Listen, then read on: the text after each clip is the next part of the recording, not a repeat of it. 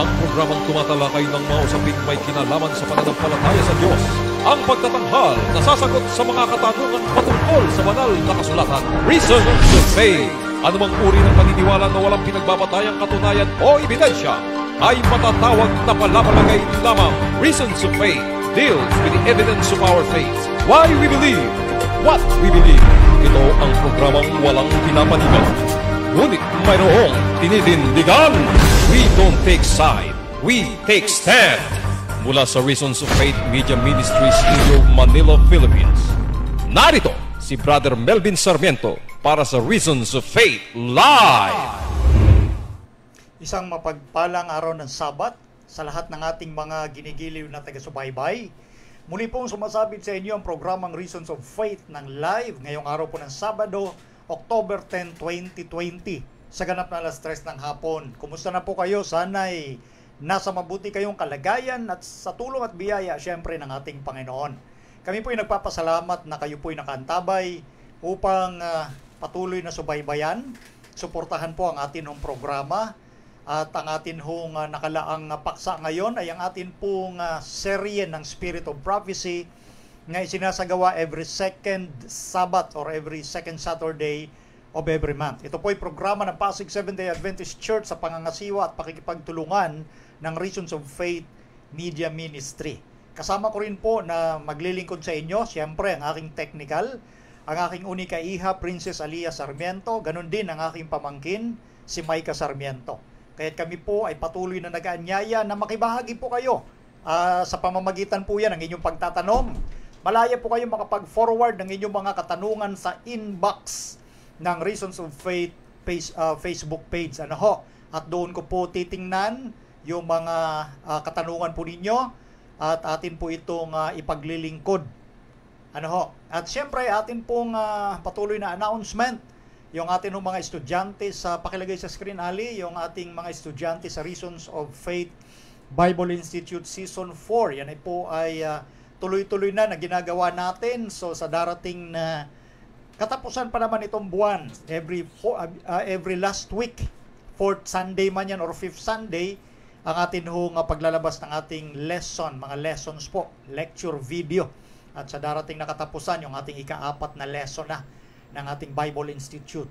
So, laging maging ready, lalo na po sa pagsagot po ng inyong mga assignment para mas maganda po yung atin hong pag-uusap lagi dyan. Lalo na yung ating regular meeting every 4th Saturday of every month sa ganap na alas 7 ng gabi. Ang oras na yan ay Philippine time.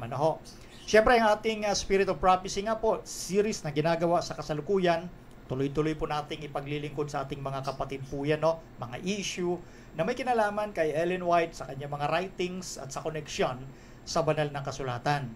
Ganoon din pakilagay, Ali, yung ating ROF YouTube channel. Pwede po kayong mag-subscribe po at i-click nyo lang ang notification bell dahil para sa tuwing mag-upload po ako at kanina may bago uli akong in-upload po doon, ay pwede po kayo makasubaybay po doon sa ating YouTube channel. Ganun din, aking ipinopromote, next Ali, yung Blessed Hope Builders group ng Facebook ni Brother Butch Rodelas. Ito po ay para sa mga kapatirang Seventh-day Adventist sa buong mundo. At tingnan nyo po yung kanilang mission, vision statement para maunawaan nating lubos yung gawain na nakapaloob po yan sa plano ng grupo. At ngayon, bago tayo dumako na sa paghimay netong mga paksa, ito po ay part 2 na. Kasi nung nakaraang second Sabbath or Saturday nung nakaraang buwan, ay atin pong tinalakay yung part 1 ng tamang kapamaraanan ng interpretation sa mga sulat ni Ginang White. Ngayon naman yung part 2 po natin. Okay? So, tayo po muna ay magtatagubilin sa ating Panginoon sa pamamagitan po ng isang panalangin. Ama naming Diyos, kami po'y nagpapasalamat sa inyo sapagkat niloob ninyo na maitanghal muli ng live ang programang ito. Dalangin namin, O Diyos, patnubayan kami ng banal na Espiritu, ang inyong karunungan, ang siya naming maging karunungan, upang ang pag-aaral na ito ay magbigay ng kalakasan ng pananampalataya at katatagan sa tiwala sa inyo ng bawat kapatid na Seventh-day Adventist sa buong mundo. Dalangin namin, Panginoon, na linisin din kami sa lahat ng aming karumihan, kasalanan at mga pagkukulang upang anumang hadlang sa aming pagkaunawa ay hindi kami magkaroon ng hindi tamang pagkaunawa, kundi lubos ang pagkaunawa naming matututunan mula sa inyong salita at lalo't higit sa inyong kinasangkapan na propetisa na sa Ellen White sa huling araw na ito. Salamat o Diyos na ang bendisyon ay mararanasan ng bawat isa, lalo ng aming mga kaibigan, mga kapatid na nanonood. Ito po ang aming dalangin sa pangalan ng Panginoong Hesus. Amen. Okay, so ngayon, ito, pakilagay ang title, Ali, How to Interpret Ellen G. White's Writings, Part 2. Kaya naging Part 2 ngayon, bagamat ito ay ika-6 na episode na ho natin, mahaba po yung kinakailangan maintindihan na explanation doon sa Part 1. At ganun din dito sa ating Part 2. Alam nyo, hindi lingid doon sa mga nag-aaral po nating mga kapatid at maging sa ating mga kaibigan, no, na lantaran at napakaraming mga video sa YouTube at sa iba pang mga internet site patungkol doon sa usapin kay Ellen White na maraming mga pagbibintang na di umano si Ellen White ay nilalabanan niya yung katuruan ng Biblia. So lantaran po yan, lagana po yan. Ngayon, yung ibang mga kapatid siyempre na sabihin natin na medyo mahina pa sa pananampalataya at hindi alam yung mga issue dyan sa pinag-uusapang mga bagay na yan, nadadala po sila at nangangamba. Nangangamba sila na baka nga talaga hindi propetisa ng Diyos sa Ellen White, propetisa ng Seventh-day Adventist, baka hindi naman talaga, baka bulaan nga ika siya. Yan yung pangamba ng iilan at yung pag-aalinlangan ho. At sa iba naman, lalo na doon sa mga naglalagay ng mga ganong kapamahayagan sa YouTube at sa iba pang mga social sites ng internet, pinangangatawanan nila na hindi talaga totoong propeta siya at sugo ng Diyos. So kaya nga po, yan po yung layunin kung bakit natin inilalahad kung ano ba yung tamang interpretasyon sa writings ni Ellen White. Yung kapamaraanan doon sa salitang how or papaano, yan din po yung mga prinsipyo ng interpretation na ginagamit sa lahat ng literatura, lalo na sa banal na kasulatan. Yung tinatawag na hermeneutic. So sa hindi po nakasunod, balikan nyo po yung mga video na nagawa namin mula episode 1 hanggang 5 dahil ito po ika-6 na para lubos ninyong maunawaan yung serye na ating tinatalakay. Dito sa screen nagkukurap-kurap, hindi ko lang alam kung dyan mismo sa pwede paki-message po ninyo sa mga nanonood, wala no? Okay, so dito lang sana hindi magkaroon ng problema dito, no? Kasi dito sa aming OBS medyo nagkukurap-kurap yung screen namin, pero sa live wala naman pala. Okay? Sige. Okay, so ano yun anak? Ano yung sinasabi mo? Wala. Ganun no talaga pag live. So, hindi ko kasi kami scripted. Kaya minsan kailangan may itanong ako sa aking technical. So, confirm naman na wala namang problema dyan sa live. Okay, so, tuloy po tayo. Ito yung ibabahagi ko sa inyo yung ilan sa mga sinasabi ng iba na hindi totoong sugo ng Diyos sa Ellen White. Kasi halimbawa, una nating tatalakayin sa inyo, etong unang katanungan, pakilagay sa screen, Ali. Yan. Makikita po ninyo dyan, yung sa Ellen White, Seventh-day Adventist, laban or versus the Bible. Number 1 question, was Adam with Eve when she was tempted in the garden? So yan yung unang tanong ng gumawa ng video na ito, na sinasabi nga nila, si Ellen White at ang Seventh-day Adventist, laban ang doktrina sa Biblia. So yan po yung unang katanungan. Si Adan daw ba ay kasama ni Eva nung siya'y tinutokso sa halamanan ng Eden? Ito ngayon ang sabi. Ang sabi nila, pakilagay next slide. Ang sabi ni Ellen White, no. At ito, kinote nila ngayon sa writings na ito ng Patriarchs and Prophets. Gusto ko pong basahin. Okay? The angels had cautioned Eve to beware of separating herself from her husband while occupied in their daily labor in the garden. With him, she would be in less temptation than if she were alone, but absorbed in her pleasing task, next slide, she unconsciously wandered from his side. On perceiving that she was alone, she felt an apprehension of danger. She soon found herself gazing with mingled curiosity, admiration upon the forbidden tree. Yan po yung pinagkunan, Patriarchs and Prophets, pages 53 and 54. Next slide. The Bible says no, says yes. Okay? Ang sabi sa Genesis 3:6, and when the woman saw that the tree was good for food, and that it was pleasant to the eyes, and a tree to be desired to make one wise, she took of the fruit thereof, and did eat, and gave also unto her husband with her, and he did eat.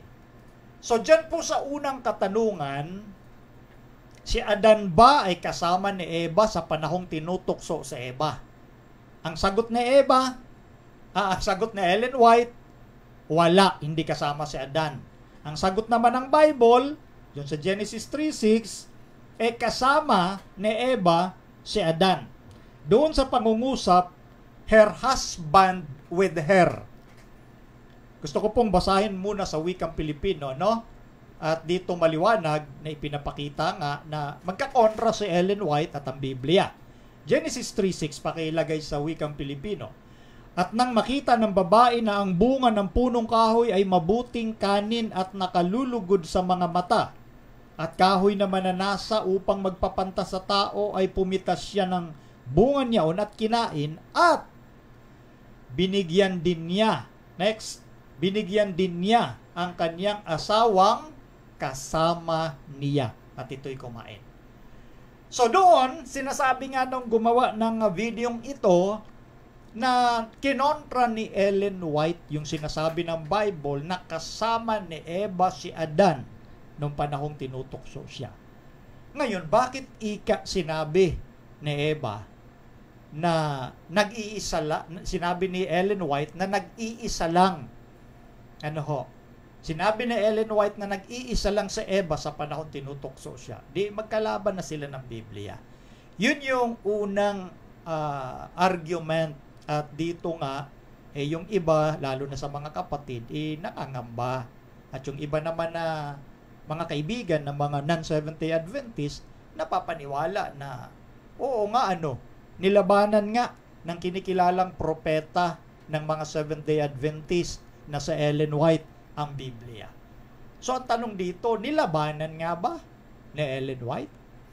Ngayon, kung babalikan natin yung binasa natin kanina sa Bible, doon sa Genesis 3:6 na sinasabi doon, and gave also, binigyan din ni Eva unto her husband with her, nakasama niya. So kasama doon. Yun ang sinasabi ng Biblia. Ngayon ito, kung titingnan po natin doon sa kanyang original na salita sa Hebrew, kasi nga, ito ang sinasabi natin sa paraan po ng biblical interpretation o yung sa isang salita, hermeneutics, but yung good hermeneutics, kasi halos lahat naman ng mga Kristiyanong nag-aaral ng Biblia, gumagamit din ng hermeneutics. Yung iba alam gamitin, yung iba walang alam, di nila alam kung anong hermeneutics. Ang hindi nila alam, ginagamit nila, at ignorant lang sila sa terminology. So ang sinasabi natin dito, yung good hermeneutics yung gagamitin natin.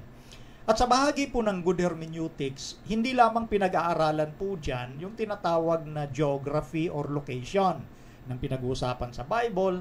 Kasama din po dyan yung time or chronology. Then, kasama lalo dyan yung customs, yung kultura ng mga writer ng Bible. Sumunod dyan, kasama din dyan yung lengguwahe or yung language. Kasi meron tayong tinatawag na linguistic gap.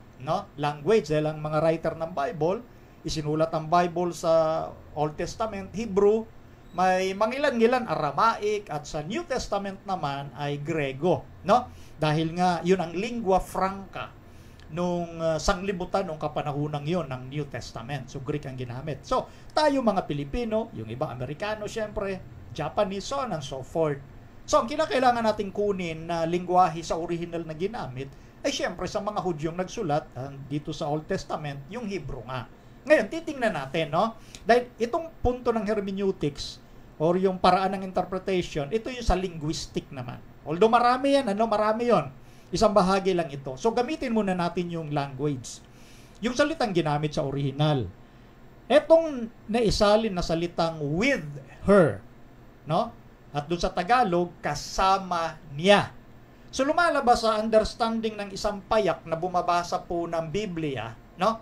Sa isang payak na bumabasa ng Biblia at hindi niya kinukonsider yung systematic study of the Bible or the proper interpretation, para sa kanya kasama talaga doon. Pero maya-maya bibigyan natin ng ilang mga tinatawag na logical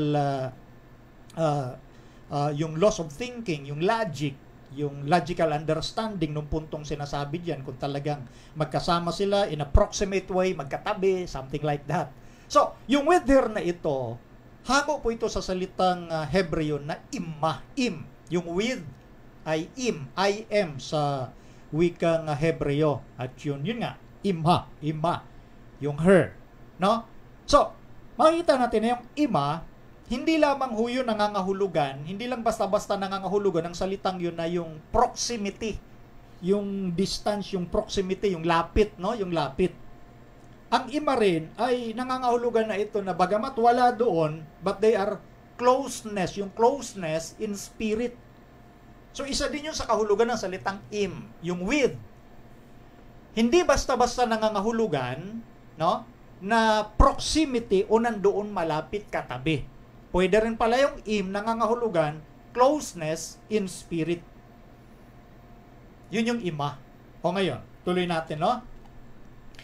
Yun yung pagkagamit sa salitang with her, ima. Kasi tiningnan ko po ito talaga sa Hebreo at nakita natin na ganun nga. At ngayon, sa verse 12, pakilagay Ali, chapter 3, verse 12, at sinabi ng lalaki, ito na nung panahong kausap na nila ang Diyos after na magawa ang kasalanan, sinabi ng lalaki, ang babaeng ibinigay mong aking kasamahin ay siyang nagbigay sa akin ng bunga ng punong kahoy at aking kinain. So, ganun din yung sinabi doon ni Adan sa panahong kinausap na sila ng Diyos, no?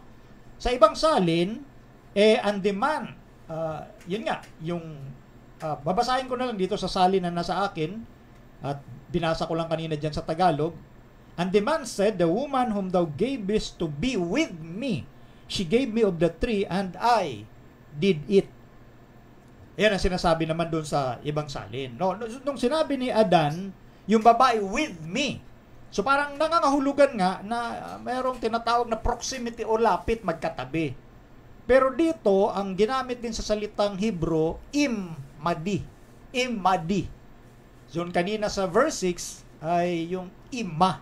Dito naman, imadi ang pagkagamit sa Hebrew. So, yun yung mga bagay na kinukonsider at tinitingnan natin doon sa language, sa linguistic na pamamaraan ng paggamit. Sa verse 6, ima, at doon sa verse 12 ng chapter 3, imadi. Ngayon, mayroon po akong babasahing talata ng Biblia na naisalin ding with sa English, no? Naisaling with, at yun naman ay kumakatawan sa malapitan, yung proximate, literal na proximate. Yung binabanggit sa Genesis chapter 13 verse 5, wala dyan, Micah, no? Okay, ayan mo. Sa chapter 13 verse 5, pwede nyo pong sundan sa inyong mga hawak na Biblia, no? Sabi doon, and Lot also, which went with Abram, had flocks, and herds, and tents. So, ang pinag-uusapan dito, nung isinama nga ni Abraham yung pamangkin niyang si Lot, and Lot also, which went with Abram. Napansin niyo po yung salitang with. Ang ginamit naman doon sa Hebrew, et, et. At yun ay literal na kumakatawan sa malapitan, magkatabi, kasama talaga doon. Samantalang doon sa Genesis 3:6, sa situation, nung tinutukso si Eva at nung si Adan ay kinausap na ng Panginoon, ang ginamit imma at imadi. So dito sa it, ginamit magkasama. Samantalang sa imma, pwedeng mga hulugan na malapit, proximate, pero pwede ring closeness in spirit. So anong nangyari? Meron bang katotohanan nga yung sinabi ni Ellen White? At meron bang ibang nagsusupport na ibang mga komentary patungkol sa posisyon ni Ellen White na hindi talaga kasama ni Eva sa panahon ng pagtukso, hindi niya kasama sa kanyang tabi si Adan. Meron bang ibang sumusuporta doon? Maliban doon sa tiningnan muna natin yung kanyang pananalita sa wikang Hebreo na ginamit. Ito na yung logical thinking na gusto kong ipapansin. Gusto ko ipapansin dito na doon sa panahon na tinutokso itong mag-asawa, napansin nyo ba na sa buong panahon ng pakikipag-usap ni Eva doon sa ahas, ni hindi man lang nabanggit yung presensya ni Adan? Napansin nyo po yan? Sa buong panahon, kung sakaling nandoon nga katabi ni Eva si Adan sa panahon ng panunukso, bakit hindi nabanggit man lang yung presensya ni Adan? Yun ang isang dapat nating pag-isipan. Pangalawa, bakit yung si Satanas, kinakausap niya si Eva, pero hindi si Adan? Kung kasama si Adan doon sa puno, ng pagkakilala ng mabuti at masama. Diba? Unang punto natin, ito, pag sinabing logic, ito yung batas ng isipan. Hindi kasi pwede na na pababayaan lang natin na dahil doon sa salin na with her, ang iisipin agad natin, proximate. No? Kaya nga, binabanggit ko rito yung mga logical thinking na hindi man lang napansin o hindi man lang nabanggit yung presensya ni Adan. Pangalawa, kung nandun si Adan, ba't hindi man lang siya kinausap ni Satanas? Ba't si Eva lang gusto niyang kausapin?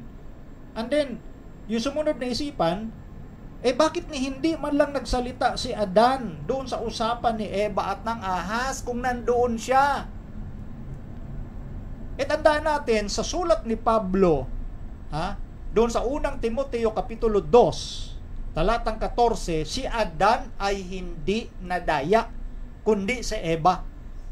Alam ni Adan yung deception o pandaraya, tapos wala man lang siyang sinabi na kahit isang salita para pigilan yung kanyang minamahal na asawa na huwag maniwala doon sa sinasabi ng ahas na ginamit ni Satan na medium. Napansin niyo po yung logical thinking? Pinabayaan lang ba ni Adan si Eva na tuksuhin at wala siyang binanggit kahit isang salita kung totoo nga nakasama niya doon mismo sa panahon ng panunukso kung kasama siya ni Eva? O yan ang dapat pag-isipan ng marami. Pagbatas ng isipan dapat umaayon yan sa katuwiran. Okay? Sunod na dapat nating pag-isipan. Nanonood lang ba nga si Adan habang tinutokso itong si Eva? Nanonood lang siya. Wala siyang ginawa na dayain yung kanyang asawa. Isabi ni Pablo, si Adan hindi nadaya. Okay? Sunod na dapat pag-isipan. Nung kinausap na sila ng Diyos, si Adan, hindi po sinisi ni Adan si Eva. Hindi sinisi. Ito nung kinausap nila ang Diyos, hindi sinisi ni Adan yung ahas, kundi ang sinisi niya ay sino? Si Eva. Kung kasama si Adan sa panahon ng tinutokso sa Eva, dapat ang sinisi ni Adan, yung ahas kasi ang nanukso. Anong sinabi ni Adan sa verse 12 nung tinanong siya sa Diyos na bakit mo yan ginawa?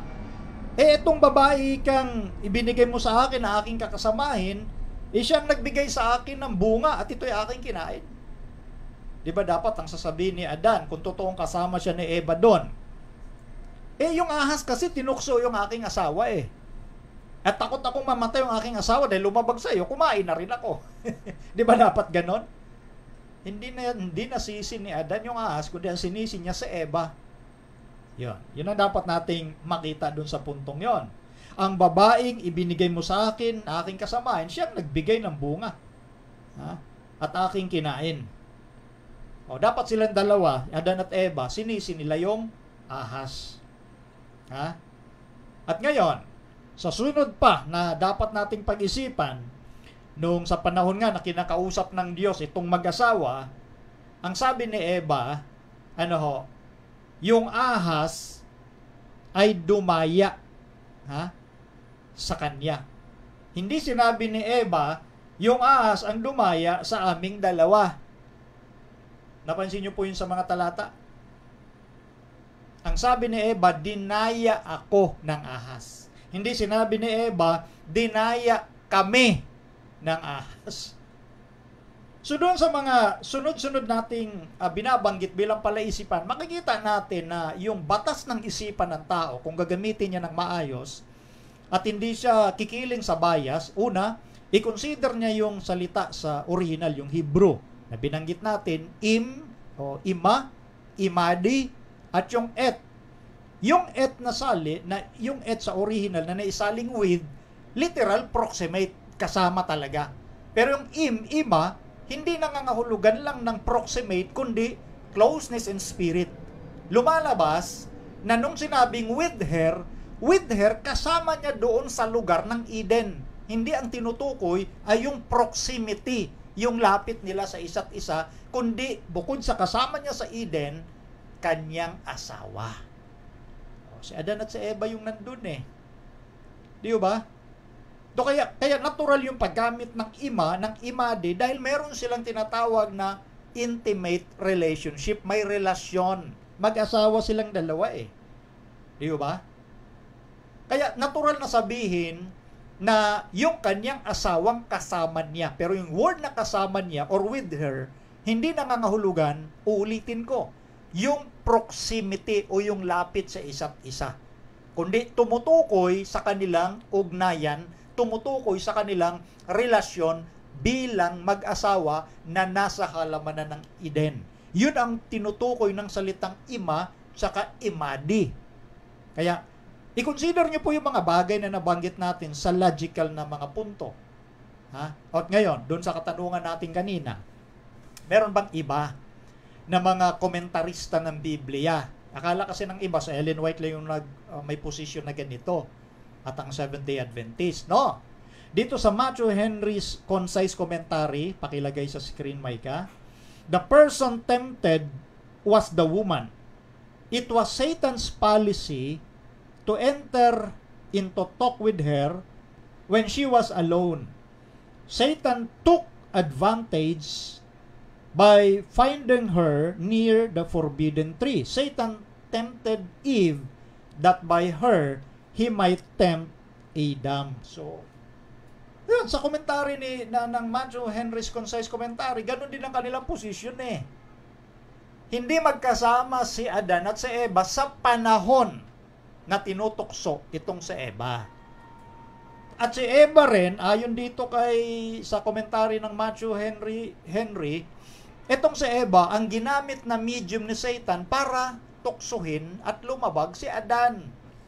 So kaya nga wala doon si Adan sa panahon ng panunukso. Una, kinonsider natin linguistic, yung gap ng language. Dahil yung atin ay salin with her at yung kasama niya na hindi pala ganun ang kahulugan nun doon sa puntong pinag-uusapan doon. Kasi nga naman, ano itong si Adan, Pipi, walang ginawa. Alam niya namang tinukso nga sa Eva eh. At sabi nga sa Biblia, unang Timoteo 2:14, si Adan hindi nadaya. So alam niya pala panunukso yan, hindi niya man lang sinaway si Eva, ni isang salita wala siyang sinabi, at wala ring recognition na nandoon si Adan. Yan po yun. Kasi tayo naniniwala, kapag mahal mo ang kasama mo at alam mong mapapasapanganib siya, hindi pwedeng sarado yung bibig mo. Kahit doon sa mga nagsasabi ng ganitong argumento na nilabanan ni Ellen White and Bible, ikaw ba papayag na yung mahal mo sa buhay, alam mo namang mapapahamak, wala kang gagawin kahit isang salita, ni hindi mo aawatin siya sa kanyang ginagawa? Hindi papasok doon yung tamang lohika ng isipan kung ganun mag-isip tong mga taong to. So, yan nga, So, yung unang tinatawag na argument against Ellen White, hindi nagamitan ng proper interpretation. Kaya, bumagsak sila doon sa konklusyon na nilabanan ni Ellen White ang Biblia. Well, in fact, umaayon pala si Ellen White sa sinasabi ng Biblia. Yun po yun. So, i-consider po natin yung mga bagay na nabanggit at naipaliwanag. Okay. Eto, magkarugtong ito. Number 2 point. Itong mga gumawa ng bidyong ito laban kay Ellen White. Number 2, was Adam deceived by Satan? So, ang tanong nila, si Adam ba ay nadaya ni Satanas? Ang sabi ni Ellen White, next, yes. Eto ha. Sa Evangelism page 598, Satan, who is the father of lies, deceived Adam in a similar way, telling him that he need not obey God, that he would not die if he transgressed the law. Yan. So, sinasabi daw ni Ellen White na si Adan ay nadaya ng ganun ding kapamaraanan. And then, next, ang Bible, ang sabi daw, no, ito na yung binanggit natin kanina, babasahin ko ulit. 1 Timothy 2:14, and Adam was not deceived, but the woman being deceived was in transgression. So, kinontra daw ni Ellen White again yung sinasabi ng Bible na nadaya ba ni Satanas si Adan? Sabi daw ni Ellen White, yes. Ngayon, ito po kasing kinote nila sa Evangelism page 598, ito yung malisyoso nga na quotation. Bakit? Iputol. Hindi kinumpleto yung sinipi nila. Ang ibig sabihin nun kasi, pag pinuputol mo, hindi papakita ng buo at mamamaya, ipapakita ko pa ho sa inyo. Kaya sinasabi nating malisyoso ang ginagawa talaga nila at dinadaya yung mga walang malay, no? Walang malay na mga Adventist at maging non-Adventist, no? Dahil nga rito sa pagpuputol nila, dinidetach doon sa tinatawag na connection of the text or context, yung totoong sinasabi ni Ellen White para palabasin lang na nilabanan ni Ellen White ang Bible. Yun bang sinipi sa Evangelism page 598? Ang tinutukoy ba ni Ellen White? Nung panahon ng panunukso sa halamanan ng Eden, yun ba ang tinutukoy ni Ellen White nung sabihin niya na nadaya si Adan sa ganun din kapamaraanan? Anong ganun din? Ano yung tinutukoy na ganun din? Di ba? Ituloy ko lang ho. Ha? Ituloy ko dito, ha? Pakilagay sa screen, Aliyah. Maiga. Eto. Men tell us that the commandments of God were done away at the death of Christ. Shall we believe them? These men who claim to be sanctified, while they refuse to obey God, they say, the Lord has told them. Next, Micah, next. They say the Lord has told them that they need not keep the 10 commandments. But has the Lord told them this? No, God does not lie. Satan, who is the father of lies, deceived Adam in a similar way, telling him that he need not obey God, that he would not die if he transgressed the law. So ngayon anong napansin natin doon nung binasa natin ng buo yung pinagkunan nila ng quotation? Hindi pala ang tinutukoy doon ni Ellen White na nadaya si Adan yung panahon na dinadaya ng diablo itong sa Eva. Hindi pala yun ang pinag-uusapan. Ang pinag-uusapan doon, yung paniniwala ng mga tao na hindi na mahalagang sumunod sa 10 utos ng Diyos. At sa ganun din kapamaraanan, yun yung in similar way, sa ganun din kapamaraanan, si Adan ay nadaya nang hindi niya nga pagsunod sa Diyos. Alin yon? Di yung pagtanggap nga niya nung tinatawag na pagkain na unang kinain ni Eva nung wala siya sa tabi niya. Paglabag yun sa Diyos. Hindi siya nadaya ni Satan doon sa panahon ng panunukso.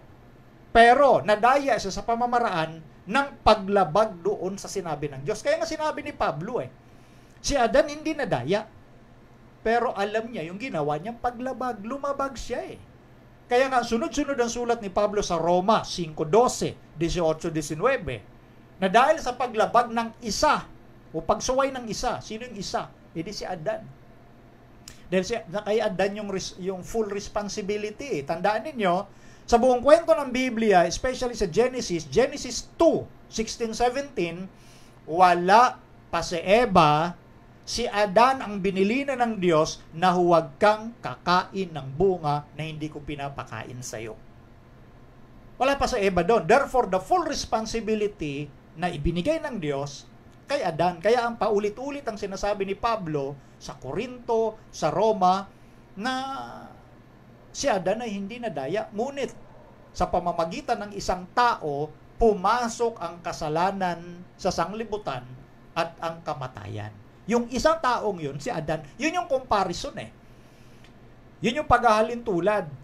At si Kristo naman, na isang tao, ang nagdala ng katuwiran sa lahat. Adam and the second Adam, which is Jesus. Kaya si Adan hindi nadaya, pero nag-disobey siya at yun ang tinutukoy ni Ellen White. Dahil may mga taong nagsasabi, hindi na mahalagang sumunod sa 10 utos ng Diyos. Kaya, yung mga naniniwala, ito ngayon ang balik, yung mga naniniwala na hindi na kailangang sumunod sa 10 utos ng Diyos, nadaya po kayo ni Satanas. Literal po yun eh. So, kailangan lang buksan ninyo ang isipan nyo. Anyway, hindi ko naman topic ngayon yon, yung 10 Commandments. Hindi pa natin topic yon. Pero, alam nyo, confused lang ho kayo ng mga naniniwala na hindi na kailangang sumunod sa 10 utos. Litong-lito lang ho kayo. Kasi nga ho, anong masama doon sa 10 utos? Unang utos, huwag kang magkaroon ng ibang Diyos sa harap ko. Huwag kang gagawa ng ribulto. Huwag mong babanggitin ang pangalan ng Diyos sa walang kabuluhan. Lagpasan natin yung ika-4, yung Sabat. Punta tayo doon sa ika-5. Igalang mo ang iyong ang ama at ina. Huwag kang papatay. Huwag kang mangangalunya. Huwag kang magnanakaw. Huwag kang magbibintang. Huwag kang mananakim. So, anong masama doon sa siyam?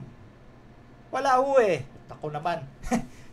Kaya nga ito yung tinatawag natin, nalilito lang ho, yung marami nating mga kaibayo sa pananampalataya. So, yun ang tinutukoy ni Ellen White. In a similar way, si Adan ay nadaya. Saan? Sa paglabag. Hindi doon sa panahon ng tinutukso si Eva. Kaya magkaiba yung sinasabi ni Ellen White doon sa sinasabi naman sa unang Corinto 2:14.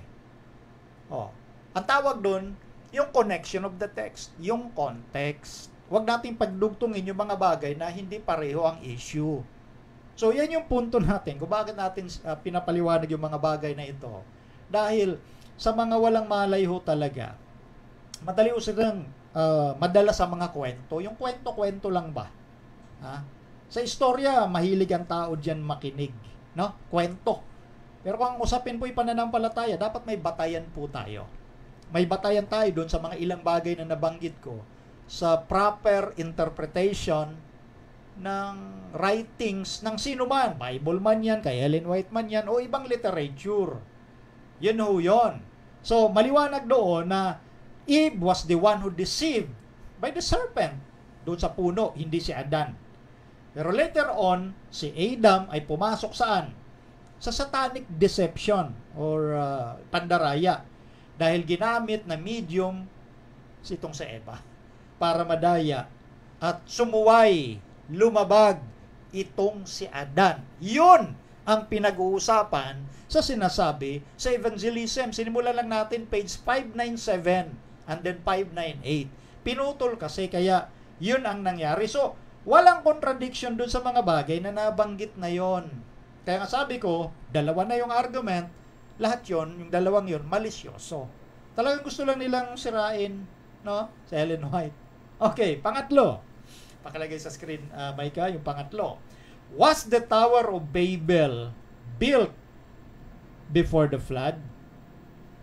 Yun daw bang Torre ni Babel ay natayo bago ang baha? Yung baha, sa panahon ni Noe, baha sa buong mundo. Worldwide flood. Diniin ko lang po yun kasi may mga naniniwalang Kristiyano na yung baha noong panahon ni Noe, localized lang. Doon lang sa lugar ni Noe, hindi worldwide. Yun yun. Okay, so, ano ba paniniwala ni Ellen White sa tanong na ito? Ang Torre ba ni Babel ay natayo bago ang baha? Ang sabi dito, nila. Ellen White says, yes. Basahin natin. Sa Spiritual Gifts, Volume 3, page 301. This system was corrupted before the flood by those who separated themselves from the faithful followers of God and engaged in the building of the Tower of Babel. Next, ang sabi ng Bible, hindi. Ayan na, sa Genesis chapter 10. Di ko na babasahin, no? Pakitanggal lang dyan, Micah. Kasi alam naman ng lahat na natayo ang Torre ni Babel pagkatapos ng baha. Okay? Ang sabi daw ni Ellen White, yung Torre ni Babel natayo bago ang baha. Yun ba ang sinasabi ni Ellen White? Yun ba ang sinasabi ni Ellen White, yung before the flood and yung mga faithful followers of God engaged in the building of the Tower of Babel? Ayun na nga sinabi natin kanina sa number 2. Kapag pinagputol-putol at hindi sinipi ng buo, ay maliligaw ho talaga, lalo na sa mga may malis o mga malisyosong tao na gusto lamang wasakin o siraan etong si Ellen White. Babasahin natin ang buo maya-maya, no? Ha? At ito yung pangatlo na ito, ay yung dalawa, literal na sumabog, no? Sa kanilang mga harapan. Ginagaan na natin minsan yung mga termino, no? Okay. Doon sa spiritual gifts na pinagsipian, pakilagay nga, Micah, itong mga, eto, yan. Yan yung mga chapter, from chapter 1 to 12, ng sulat ni Ellen White, na mapapansin nyo dyan, pakilagay next, Micah, mapapansin nyo dyan, na nasa chapter 7 yung the flood. And next, Micah, at makikita natin na yung sumunod from chapter 7, chapter 8, after the flood, and then chapter 9, disguised infidelity, chapter 10, Tower of Babel. Sa madaling salita, dyan pa lang sa content ng libro ni Ellen White, alam na Ellen White kung anong nauna. Hindi naman basic naman talaga na nauna yung baha bago ang Tower of Babel, gaya dyan sa pagkasunod-sunod ng sulat ni Ellen White. Basic ko yan kahit yung mga bata na naturuan sa Bible School, alam nila na nauna yung baha bago yung Tower of Babel, kasi ang purpose ng masasamang tao, kaya itatayo yung Torre ni Babel, dahil nga, para pag nagkaroon daw uli ng baha, hindi sila malulunod, ligtas sila dahil ang Torre ni Babel hanggang langit. Kaya nauna talaga yung baha before Tower of Babel, at yan nga mismo sa content ng writings mismo ni Ellen White. Napansin nyo yan, content pa lang yan. So ngayon, ano ba yung sinasabi ni Ellen White? Doon sa sinabi niya, at yun ay pinutol nga. Ano ba sabi ni Ellen White? Nauna ba talaga yung Tower of Babel bago ang baha? Yun ba talaga yung sinasabi doon? Pakilagay, Micah, ito na yung sinasabi ko Basahin natin ang buo. Balikan natin. Spiritual Gifts, Volume 3, page 301. Tinaas ko lang ng konti. The Lord first established the system of sacrificial offerings with Adam after his fall, which he taught to his descendants.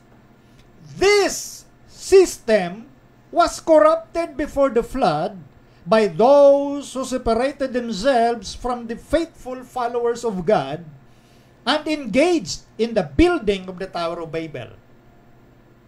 Ngayon, napansin nyo na po na talaga mga malisyoso yung gumamit na yon ng sipi ni Ellen White, na palabasing nilabanan ni Ellen White yung chronological events ng Bible.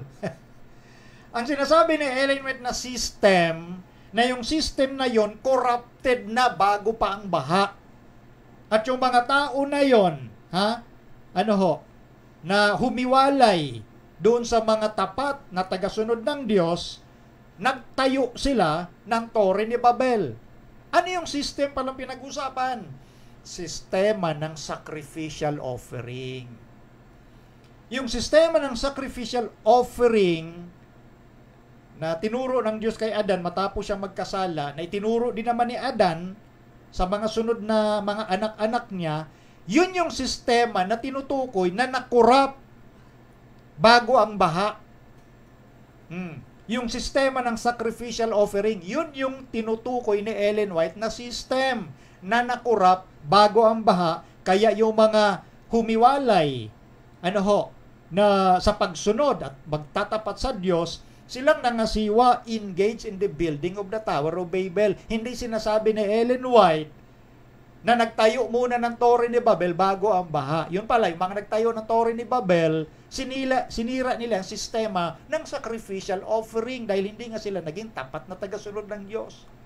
So nakita niyo mga kaibigan, mga kapatid, ito, napakarami hong mga ganito sa YouTube at sa ibang social sites ng internet. Ngayon, ito nga po ang punto na sinasabi ko noon pa. Kapag ang isang nagsasabi o tinuturing na sugo ng Diyos o propeta, isang mali lang, mali na lahat yun. Hindi mo pwedeng paramihin yung mali. Anong lohika? Kapag isang mali lang, pagdating sa theology, ang sinasabi ko rito, yung theology ng Bible, yung doctrine. Hindi ko sinasabi rito yung mga historical flaws. Yung doctrine.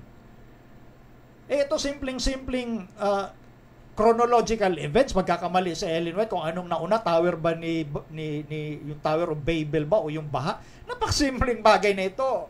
Sasabihin, nagkamali sa Ellen White. Talagang sobrang pagkamalisyoso yung paggagamit nila sa writings ni Ellen White. Kaya kayo namang mga walang muwang, no? Lalo na yung mga hindi Seventh-day Adventist, mas maganda magtanong muna kayo.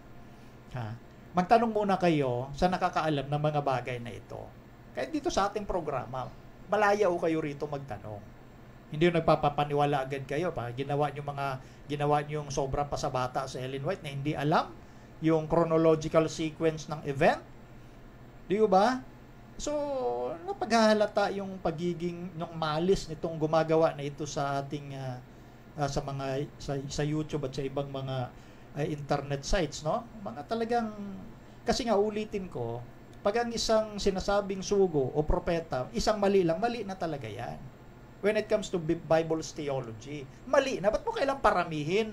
Ito, napakarami nito sa internet at sinimulan natin ng mga nakaraan pa yung pagsagot na yon para lamang maapis o mapanatag dito pong ating mga kapatid na walang muwang sa ganitong bagay, no? At lalo na yung mga kaibigan natin. Okay, tatlo pa lang yon, no? Sunod, pang-apat, eto pa ang isang malisyoso. Okay? Number 4, was the man Jesus Christ also truly God? Yun daw bang si Jesus na tao ay tunay na Diyos din? Ang sagot, pakilagay may ka, sabi daw ni Ellen White, hindi, no. Ayon dito sa letter 32, the man Christ Jesus was not the Lord God Almighty. Okay. So, sa matatalino nating nanonood ngayon, sasabihin na nila sa akin, Brother Melvin, putol yan. In-anticipate ko na, alam nyo na, di ba? So, yung mga way of interpretation nga, so nasusundan natin, kaya sinisimplify ko Kaya na-anticipate ko na sasabihin nyo, Brother Melvin, putol yan. Kita nyo? Alam nyo na agad. So, isa po sa paraan kasi ng pag-interpret, babasahin mo yung buong context. Kung yung sinasabi ba dyan, yun ba talaga ang sinasabi sa kabuuan ng sulat? Kasi dyan, sinipi, Christ Jesus was not the Lord God Almighty. Next slide nga, Maika. Yet, Christ and the Father are one. Yan. Parang dito, mayroong paradox, no? Hindi siya yung Lord God Almighty, pero isa sila ng Ama. So, nilalabo nila yung sinasabi ni Ellen White. Ngayon, pupuntahan natin yung mga sipi sa writings na Ellen White na nakasulat sa Bible Commentary, Volume 5, pakilagay Maika. Ito, medyo mahaba-haba. Equal with the Father, honored and adored by the angels. Ang tinutukoy si Jesus. In our behalf, Christ humbled himself and came to this earth to live a life of lowliness and poverty. To be a man of sorrows and acquainted with grief, yet the stamp of divinity was upon his humanity. He came as a divine teacher to uplift human beings to increase their physical, mental, and spiritual efficiency.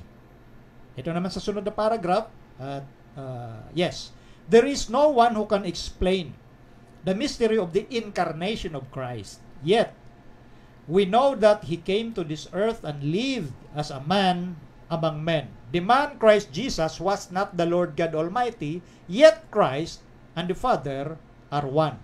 The deity did not sink under the agonizing torture of Calvary. Yet, it is nonetheless true that God so loved the world that He gave His only begotten Son, that whosoever believeth in Him should not perish, but have everlasting life. So dito, alam na alam po ito na Ellen White, pambira Noong 1898-1899, ipinablish nga na Ellen White yung The Desire of Ages, no? Na sinulat niya noong 1898 at na-publish nga noong 1899, na yung Desire of Ages, yun po yung book na nagdidiin ng kadyusan ni Kristo. Tapos, sasabihin ba ni Ellen White na hindi Diyos itong si Kristo? So, ano ang punto nung kinote na yun na pinutol na naman? Lumalabas doon. Bago ko puntahan doon, pakilagay ang next slide, Micah. But although Christ's divine glory was for a time veiled and eclipsed by His assuming humanity, yet He did not cease to be God when He became man. The human did not take the place of the divine, nor the divine of the human.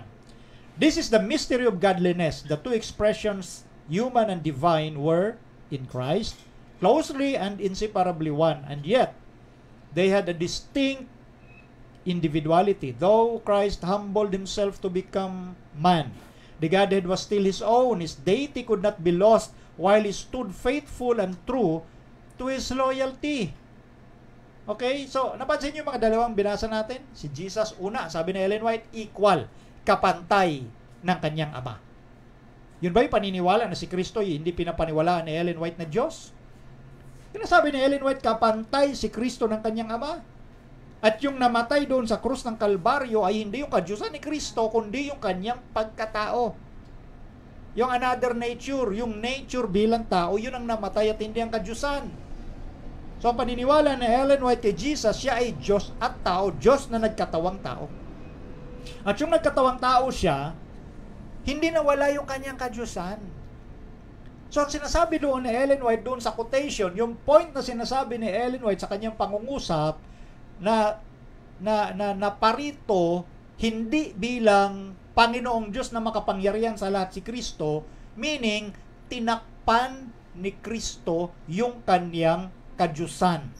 Siya'y naparito para sa sangkatauhan at makisimpatya sa atin pong mga struggles sa buhay. Siya'y naparito hindi bilang Panginoong makapangyarihan sa lahat, doon sa kanyang panlabas na kanyuan. Yun yung tinakpan. Kaya nga sinasabi niya, naparito siya hindi bilang Diyos na makapangyarihan sa lahat. Dahil alam naman natin sa Biblia, walang makakakita sa Diyos at mabubuhay. Exodus 33 verse 20. So kung pumarito yung anak ng Diyos sa kalagayan, na nandoon yung glory, all the essence, the quality, and substance of being God, mamamatay tayong lahat. Kaya tinakpan niya yung kanyang glory. Kaya nung nagkatawang tao siya, maliwanag na sinasabi ni Ellen White, hindi nawala yung kanyang kadyusan. Tinakpan niya lang yung kanyang glory. Yan yung sinasabi naman ni Pablo na sa Pilipos 2 mula talatang 6 hanggang 8. Bagamat siya'y kapantay ng Diyos, hindi niya inaring isang bagay na nararapat panangnan ang pagkapantay niya sa Diyos, kundi bagkos hinubad niya ito, nag-anyong alipin na nakitulad sa mga tao. At palibhasa'y nasumpungan sa anyong tao, siya'y nagpakababa sa kanyang sarili, na nagmasunurin hanggang kamatayan, sa kamatayan sa krus. Yun ang sinasabi doon sa 6, 7, 8 ng Philippians chapter 2. Ayon sa sinasabi ni Ellen White. So minali yung quotation na si Kristo ay naparito hindi bilang Panginoong Diyos na makapangyarihan sa lahat. Minali, ito pala yung tinutukoy ni Ellen White, no? Na tinakpan niya, hindi siya naparito bilang Diyos sa kanyang essence, sa kanyang substance, sa kanyang quality, dahil mamamatay tayong lahat. Tinakpan niya yun, nagkatawang tao. Inassume niya yung another nature. So nagdagdag ang anak ng Diyos ng another nature. Sa kanyang katutubong kalagayan, siya ay Diyos, dinagdag niya yung nature ng tao, and that is mystery na sinasabi na naihayag na. Yun po yung pinag-uusapan doon. So, another malisyosong quotation sa mga writings ni Ellen White. Pakilagay nga, Micah, yung slide na yan. Sabi pa ni Ellen White sa Manuscript Releases, Volume 12, He is the eternal, self-existent Son on whom no yoke had come. Before Abraham was, I am. Christ is the pre-existent, self-existent Son of God. So maliwanag dito na sinasabi ni Ellen White, siya nga yung anak ng Diyos na umiiral. Umiiral na magpakailanman. Si Kristo, yung pre-existence niya, ibig sabihin, umiral na. Umiral ng walang pasimula. Kung kailan umiral yung kanyang ama, ganun din ang panahon ng pag-iral ng kanyang anak. Yun ang pagkakilala ni Ellen White. Kaya nga kapantay siya ng Diyos. So, false accusation na naman. 4 na yon. Kaya nga, lahat po ng marahil mapapanood ng ating mga kaibigan, marami kasi yan, nakita ko talaga yan sa YouTube Lahat ng mapapanood nyo na yan, lahat yan malisyoso. Yung laban kay Ellen White. Pinagputol-putol po yan. Hindi po yan yung kompletong kwento. Kahit kayo naman pag nanood kayo ng gusto nyong panuurin, hindi naman gustuhin nyo na panunurin nyo lang ay 1/4 ng gusto nyong panuuring palabas. Siyempre, gusto nyo mahagip, ano ba ang kwento ng gusto kong panuurin? Hindi yung satisfy ka na panuurin mo yung 1/8, 1/4, or sabihin natin 1/2. Ang gugustuhin mo para masatisfy ka sa gusto mong panuurin, yung buo. Kayo rin hindi naman papayag na hindi buo ang papanuurin nyo. Lalo na kung binayaran nyo yan. Di ba? Ganon din naman pagdating sa mga literature, sa mga literary. Hindi porket nakabasa lang kayo ng quotation, magbibigay agad kayo ng conclusion na ganito yan, ganyan yan. Hindi. Bias masyado yon. Kailang buuin nyo. Pag sakaling nabuo nyo na, edi tsaka kayo mag-quote na lang doon dahil may laban na kayo na etong kinote ko, nabasa ko ng buo yan. Ganun yun. O di may laban kayo doon kaysa dito sa wala kayong kalaban-laban talaga. Kaya nga, ito yung purpose ng paglilinaw ng program ng Reasons of Faith. Pagdating po doon sa mga arguments against Mrs. White and how to interpret Ellen White's writings. So, ginamit natin una, linguistic. Pangalawa, ito nga ang context. Yun yung mga binabaliwala ng marami sa pag-aaral ngayon ng Biblia. Okay? Ito, last ito, ikalima. Ito medyo mahaba-haba ito. Was the atonement for sin completed at the cross? Yan. Yun daw ba, na naganap doon sa cross, yung pagkapako ni Jesus Christ, no? Yung atonement na yun para sa kasalanan, natapos na ba o nakompleto doon sa cross?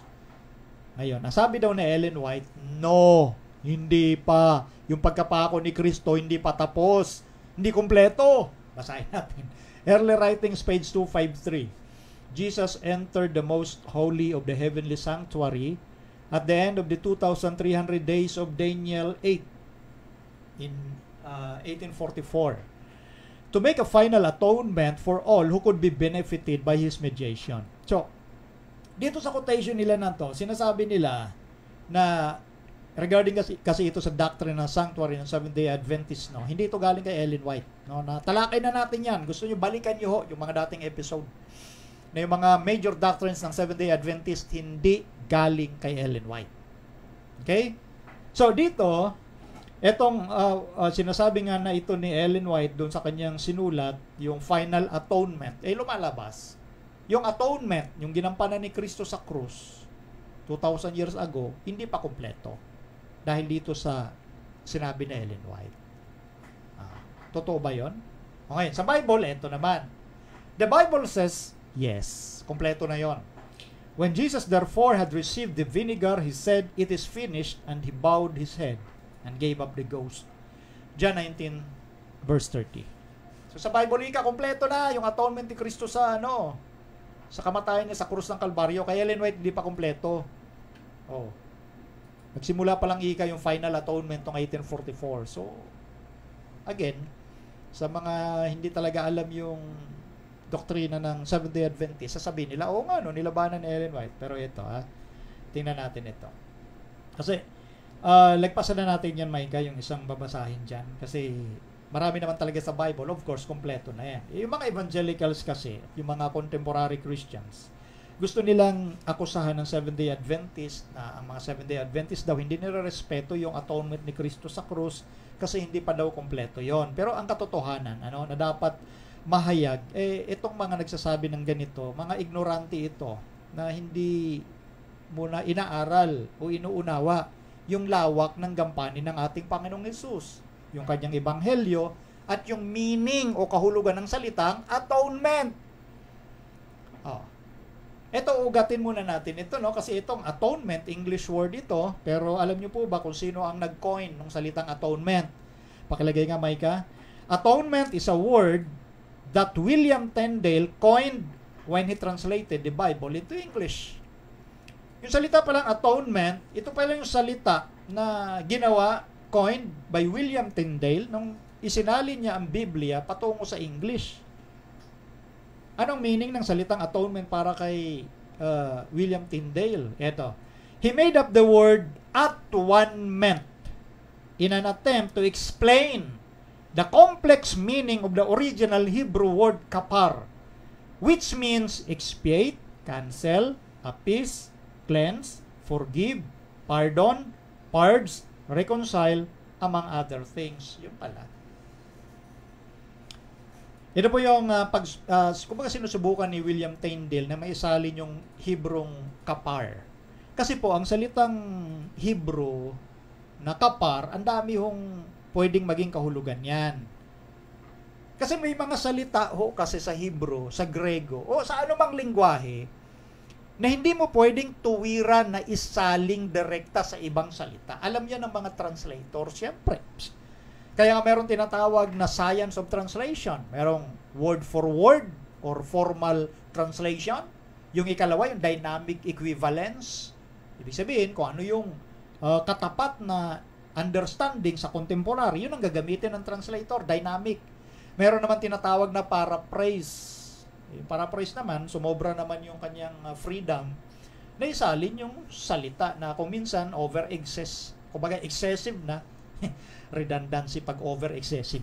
Excessive na ang nangyayari, yan ang paraphrase. Pero, ang purpose ng paraphrase din kasi, para mas maiparating yung message na sinasabi ng Bible, although may mga question dyan. Pero, kaya nga bumabalik ka sa original. Yun yung tinatawag na science of translation. Alam ng mga translator, alam nila na ang bawat lingwahe ng tao sa buong mundo, may tinatawag na peculiarity. Pag sinabing peculiarity, yung kaibahan na walang katumbas sa iba. Kaya nga itong Hebrong salitang kapar, na merong pwedeng iba-ibang pwedeng salitang isalin, pero hindi makukompleto talaga yung kanyang essence. May mga ganun talaga sa Bible. So kaya ka nga bumabalik sa original. Ngayon, itong si William Tyndale, gumawa siya ng salitang yon, atonement. Nang ibig sabihin ng atonement, ito yung tipong pagkakasundo ng dalawang grupo. Atonement. Dahil doon sa isang ginawa. Anong ginawa na yon? Yun yung kamatayan ni Kristo sa krus. Para malinis yung ating kasalanan. Para ma-appease yung Diyos sa pagkakasala. Para ma-reconcile ang tao sa Diyos. Yun yung atonement. So yung word na reconcile, kumbaga para kay William Tyndale, hindi pwedeng eksakto So, gumamit siya ng ibang word, atonement nga. At ang isa sa kahulugan niya nun, pagkasunduin yung dalawang naglalabang magkaiba. At in that sense, yun nga yung pag-iwalay ng tao dahil sa kasalanan sa Diyos na nakasulat sa Isaiah chapter 59 verse 2. Yung ating kasalanan, ating kasamaan, ang siyang nagpahiwalay ng Diyos sa atin. Tayo ang humiwalay sa Diyos. Kaya kailangan meron tinatawag na atonement. At yun mismo, Diyos ang gumawa. Diyos ang nagbigay ng solusyon sa pamamagitan ni Kristo. Yun yung galing na salitang atonement. Atonement. Yun yung undoing ng epekto ng kasalanan. Alisin yung epekto ng kasalanan sa pamamagitan po ng sakripisyo ng kanyang bugtong na anak. So ngayon, maring sabihin ng iba, anong kinalaman dito sa pinag-uusapan doon sa tanong na nakumpleto ba yung sakripisyo ni Kristo doon sa cross, nang sinabi ni Ellen White na doon sa 1844 nagsimula yung final atonement. Kalaban ba yun ang sinasabi ng Biblia? Aba, hindi po. Tingnan nyo. Pakilagay nga, Micah. Yan. Sa early writings, page 253, ang paniniwala ba ni Ellen White, hindi kompleto. Ito. As Jesus died on Calvary, He cried, "It is finished." And the veil of the temple was rent in twain, from the top to the bottom. This was to show that the services of the earthly sanctuary were forever finished, and that God would no more meet with the priests in their earthly temple to accept their sacrifices. The blood of Jesus was then shed, which was to be offered by himself in the heavenly sanctuary. As the priest entered the most holy once a year to cleanse the earthly sanctuary, so Jesus entered the most holy of the heavenly at the end of the 2,300 days of Daniel 8 in 1844 to make a final atonement for all who could be benefited by his mediation and thus to cleanse the sanctuary. Ito yung buo. Hindi dito binawalang bahala na Ellen White yung sakripisyo doon sa cross. Meron lang mga punto na dapat nating maintindihan na tinuturo ng Biblia, hindi dinidiminish. Hindi pinapaliit ni Ellen White yung halaga nung ginawang sacrificial atonement ni Jesus doon sa cross. Hindi yun ang punto ni Ellen White. Ang totoo nito, itinuturo dito ni Ellen White, dahil yun yung nakita niya sa Bible, na yung atonement na nagawa doon sa cross ay perfect and complete. Kasi nga maging doon sa quotation, walang sinasabi sa Ellen White na imperfect yung atonement ni Kristo sa Bible, no? Walang sinasabi ganun sa Ellen White. Ang tinuturo dito na Ellen White mismo na yung ginawa ni Kristo sa cross, perfect yon, complete yon. Pakilagay, Micah. Ito pakita natin sa inyo. The Signs of the Times, June 28, 1899. When He offered Himself on the cross, a perfect atonement was made for the sins of the people. Ano sabi ni Ellen White? Perfect atonement. Pag perfect ba, incomplete? Perfect nga eh. Next. When the Father beheld the sacrifice of His Son, He bowed before it in recognition of its perfection. It is enough, He said. The atonement is, anong sabi dyan? Complete. Yan mismo sa writings ni Ellen White. Ang pagtingin ni Ellen White sa ginawa ni Jesus sa cross, kompleto yon. Kaya nga sabi ko po sa inyo, malisyoso talaga yun. Mga naglalagay nito sa YouTube para paglabanin sa Ellen White at ang Bible. So ngayon, ang pupuntahan natin, anong ibig sabihin ni Ellen White? Nung sinabi niya, yung kinote nga ng mga malisyosong ito, doon sa 1844 na yun ang pinaka-final atonement. Tandaan natin ito ha. Dadagdagan ko yung mga salitang sinasabi rito, pero yung dagdag na yun, hindi yun iba doon sa doctrine ng Adventist, no? Yung ginawa ni Jesus sa cross, ang tawag ko po doon, provision. Okay? Provision. Pag sinabing provision, yun yung supply. Supply dahil gustong ibalik ng Diyos yung tao sa Kanya. Ganun ang pagmamahal ng Diyos sa tao. At walang magagawa ang tao, maging mga anghel, para maibalik uli ang relasyon, nasirang relasyon ng Diyos sa tao dahil pinili ng tao talagang maging loyal kay Satanas kaysa sa Diyos. So gumawa ang Diyos ng supply. That is provision. Ano yung solusyon? And that is the atonement that made by Jesus on the cross in Calvary. Provision yun. Yun yung supply ng Diyos na walang ibang pwedeng makagawa. Anak lang niya. Ang Diyos lang. Provision ang tawag doon. Supply yun sa tao. Ngayon, yung supply na yung provision ng Diyos, nasa choice ng tao, tanggapin mo ba yun o hindi? Nasa tao ang pagpili. Pero nandyan yung provision. O ngayon, once na tinanggap ng tao yung supply na yun ng Diyos o yung provision, doon papasok ngayon yung tinatawag na appropriation. Ano yung appropriation? Yun yung pag-aangkop nung provision na tinanggap ng tao. Paano pag-aangkop, Brother Melvin?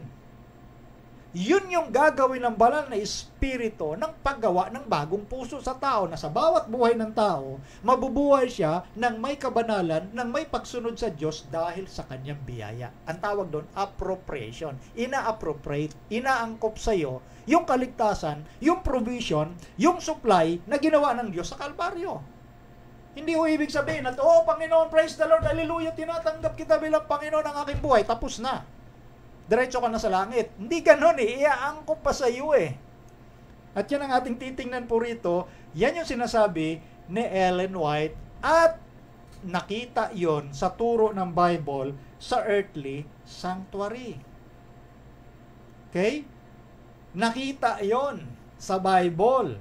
Yun yung sinasabi sa Hebrews chapter 1 at chapter 8 verse 1 and 2 maging sa Hebrews chapter 9. Okay? O ngayon, pakilagay nga yun, Micah, yung next slide. Etong, ano yung kaninang nakalagay that the Bible says yes? Mukhang lumagpas. Pakilagay, Micah. Lumagpas. Yan. The Bible totally rejects Ellen G. White's idea of the 2,300 days and an investigative judgment in the heavenly sanctuary beginning in 1844.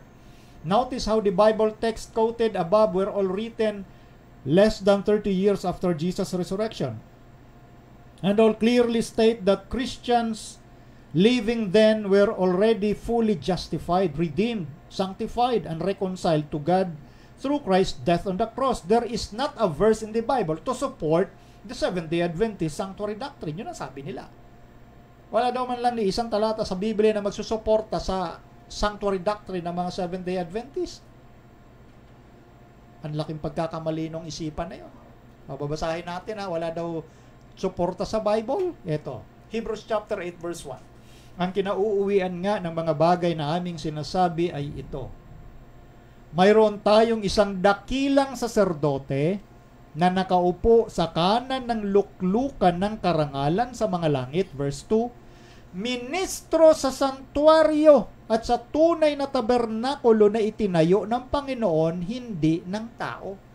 Ano sinasabing walang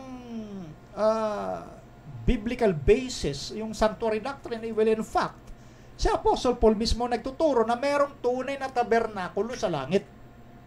At yung tunay na tabernakulo na yun doon kinuha yung pattern ng earthly tabernacle or earthly sanctuary na pinagawa ng Diyos kay Moses ayon sa Exodus chapter 25 verse 8 at pinakita yung pattern sa verse 40 doon sa bundok.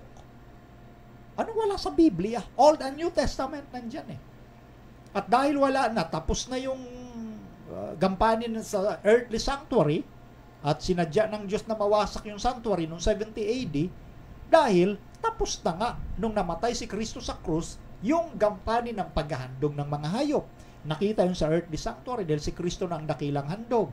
So ngayon, itinuturo tayo ngayon, since umakyat si Kristo sa langit, itinuturo tayo ngayon sa tunay na sanctuaryo na si Jesus Christ nandoon nagmiministeryo. At yung sanctuaryo, literal, itinayo nino? Panginoon, hindi ng tao. So meron sinasabi ang Biblia about sanctuary doon sa langit. At ito ang sinasabi ni Daniel. Pakilagay, Micah, 8:14. At sinabi niya sa akin, hanggang sa 2,300 na hapon at umaga, kung magkagayoy, malilinis ang santuaryo. So dito, ito yung basis, no? Ito yung pinaka-foundation. Bago ko po ipakita yung another diagram, babalikan ko lang yung sinabi ko, no? Na yun ay turo ng Biblia. Na nung nagawa ng Diyos sa pamamagitan ng kanyang anak, yung provision o yung supply para ang tao'y maibalik sa Diyos, hindi nangangahulugan na nung tinanggap mo yung kaligtasan na ginawa ni Kristo sa krus, yung provision, ikaw ay, kumbaga, yan yung sinasabi nga one save, always save eh. Yan ang doktrina ni Satanas eh. Yung pag tinanggap mo na yun, hindi na mawawala sa iyo yun. Mawawala na yung ano mo dyan eh, yung tinatawag na pagbabantay sa sarili mo. Yan yung one save, always save na doktrina ni Satanas na hindi ka mamamatay kahit anong gawin mo once na naligtas ka na. Mali! Doon nga papasok yung salitang appropriation. Bakit? Kasi nga, doon nga gagawa ang banal na espiritu ng pagbabago sa puso ng tao. Simula pa yan sa Old Testament. Ezekiel chapter 26. Oh. Ezekiel chapter 36 verses 26 patuloy. Yung ating pusong bato, papalitan ng Diyos ng pusong laman. Bibigyan kita ng bagong diwa sa loob mo. Palalakarin kita ayon sa aking kautusan, ayon sa aking palatuntunan. So, ang taong may matigas na puso, pusong bato, palalambutin ng Diyos once na tinanggap mo siya. Yun yung gospel sa Old Testament tinuturo na. Yun yung prayer ni David sa Psalms chapter 50 na likhaan mo ako, create in me a new heart. Once na tinanggap mo yung kaligtasan ginawa ng Diyos sa pamamagitan ni Kristo, doon ngayon papasok yung appropriation. Yun yung paggawa ng Holy Spirit na ikaw ay mabago ang buhay mo sa bawat araw na nabubuhay ka. Babaguhin ka, iaangkop ka. O sa mas mababaw, ititraining ka para mabuhay sa makalangit na buhay. Tingnan nyo, ang buhay ng mga tao makasalanan, iba dito sa lupa, iba ang kilo sa langit, kaya dito tinetrain ka na sa bokabularyo mo, sa pakikitungo mo sa tao, ha? Dito sinasanay ka na. Kaya yun yung appropriation. Kung dati matabil ka, chismosa ka, babaguhin niya ng Panginoon kung gusto mo. Kung pentasera ka, mawawala yung pagiging pentasera mo, hayaan mo lang ang banal na espiritu at yung will mo na ayaw mo nang maging pentasera. Ayaw mo na maging traidor, ayaw mo na maging backbiter, ayaw mo na maging backstabber. Maraming ganyan kahit mga Seventh-day Adventist, no? Backstabber, pagkaharap mo ay nakangiti sa'yo, pagtalikod mo, iba na ang sinasabi sa'yo. Yun. Pero kung manatili kang ganyan, yung kaligtasan tinanggap mo, mawawala sa'yo. Kaya nga mayroong pinag-uusapan sa Biblia, lalo na sa parable ni Jesus sa Matthew chapter 22, maya-maya madadaanan natin yan. So, founded lahat yon. Kaya nga yung final atonement na sinasabi ni Ellen White, nagsimula noong 1844, yung tinatawag yun na appropriation. Yun yung ginamit kong term. Ako po ang, kumbaga, balikan nyo doon. Pero hindi mo yung pagkakamali. Pag-aangkop yun ng kaligtasan, tinanggap mo. Inaangkop ng banal na espiritu sa buhay mo. Kaya ngayon yung term, appropriation. Yung provision, nagtapos na noong 31 AD sa cross. Tapos na yun. Kumpleto yun eh. Pero ang appropriation, tuloy-tuloy yan habang buhay ka. Pinapakinis yung magaspang mong ugali. Ganon yon. Pinapakinis yung magagaspang nating salita. Kaya yung mga kapatid na nagsasabi, hindi, ganito na talaga ako magsalita. Naku po, kilabutan ka kapatid. Nangangaral tayong ebanghelyo, pero gusto mo yan pa rin yung attitude mo. Yung appropriation, magiging mapanganib. Hindi naangkop sa iyo yung kumbaga yung buhay na gusto ng ating Panginoon doon sa kaharian sa langit. Ngayon, pakilagay Micah. Yung diagram, kaya walang katotohanan na walang pundasyon sa Biblia yung sanctuary doctrine.